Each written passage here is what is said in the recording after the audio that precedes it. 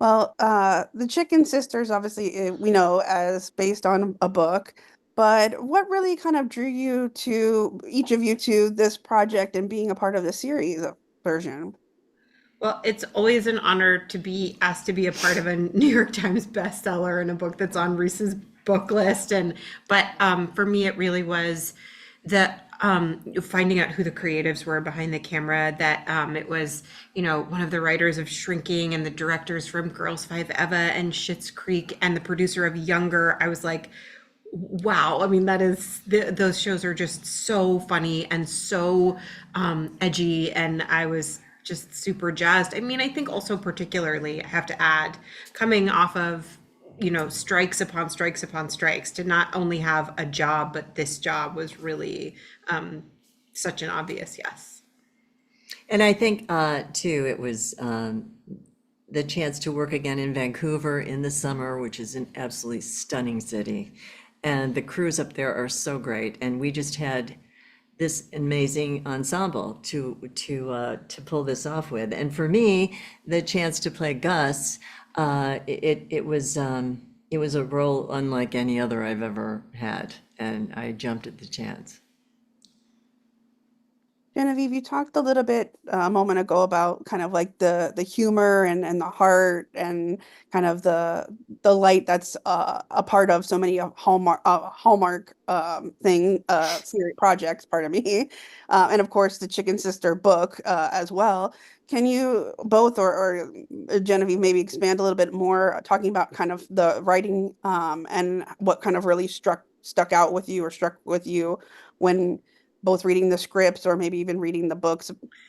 I mean, I think this show is both like identifiably of the Hallmark universe and at the same time a huge departure from it. It's the the head writer of the writers' room is actually this woman named Erin Gibson, who does like the funniest, most dangerous, most popular podcast that I absolutely love called Attitudes, which is just about like women's issues and gay issues, and it's the most like incredibly avant-garde comedy, and that exists side by side with like a female-driven family drama. I mean, family, there are dramatic family issues in the world of this incredible comedy, and somehow this show threads the needle of both. And I'm just really proud of it. Yeah, and to build on what she said, I think, what I said, okay, this sounds like a really fun and really layered piece that could be hilariously funny, but also heartbreaking at moments, and edgy in a way that I didn't always associate with Hallmark. And they were given carte blanche to tell this story the way they wanted to, so that we all are very multidimensional characters, and you find out why we all have these missing elements in our personalities, like what preceded where we all ended up, and why there's this kind of fraught feud that's been going on for so long, and we haven't been able to sort of break out of it. And in the course of this season, you'll see that through this crazy reality show, chicken, what is it called again? No, Kitchen Clash. kitchen clash. It's really hard to say. Kitchen clash. A lot of the old stuff comes Food out, wars. and actually we're able to then set it free, which ultimately is going to help us. But it's a fun ride to see how these people eventually do manage to escape their past. Wendy, you talked about filming in the setting where you're filming, where you did film, excuse me, this project.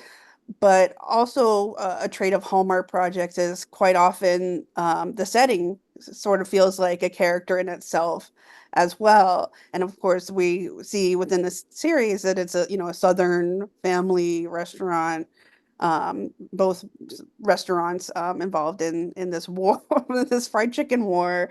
Can you talk a little bit about kind of how that is a part of this series, how kind of the where it is set in kind of also plays a character as well?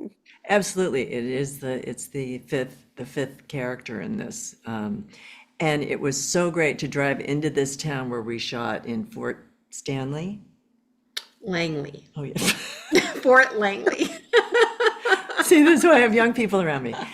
Honey, what was the name of Kitchen that town flash again? Fort Fort Langley. Stanley? You can't blame Fort her because Langley. it was a Fort little Langley. bit confusing to I'm be a hoarder. shooting. I don't know where I've been and what I'm doing. No offense to Fort, hoarders, but Fort it's very. Langley. Fort Langley. It was confusing to be shooting a show, and I think a lot of people who find that they are doing Hallmark works find this, that like you're shooting a show that takes place in, wintertime, but it's summertime, or in our case, like it's the deep south, but it's actually Vancouver, You're and you in have to kind of Canada. like Yeah. But adjust. this town was spectacular, and they recreated our restaurants in this little town. They had the best like coffee and bakery things and fabulous sushi. So in between takes, you could actually walk around town, really sweet little Really good shops. sushi, yeah. Yeah, really good sushi. So that was great. The only problem was they had a very loud train that went through about every 20 minutes, and then an airport was nearby, so we'd have people taking flying lessons over our head in the middle of shots. But other than that, it was really fun. Yeah.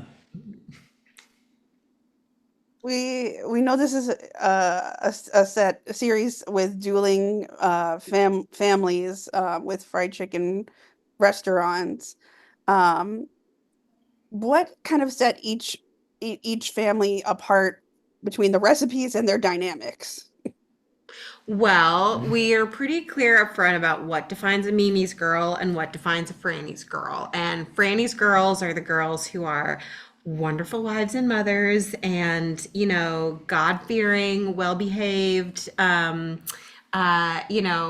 bring the best thing to the bake-off. And Mimi's girls are a little bit other sides of the tracks, a little bit rougher around the edges, but we do make the better chicken.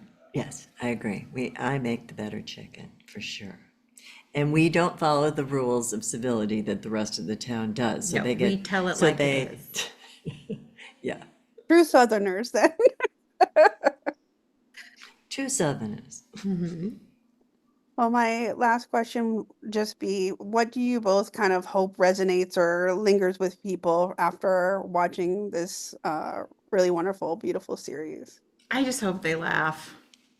I hope they turn off the debates and watch our show and laugh. September 10th. And I hope that it's a reminder that most people have good intentions, and you need to forgive your family members who drive you crazy because they probably are doing the best they can. There.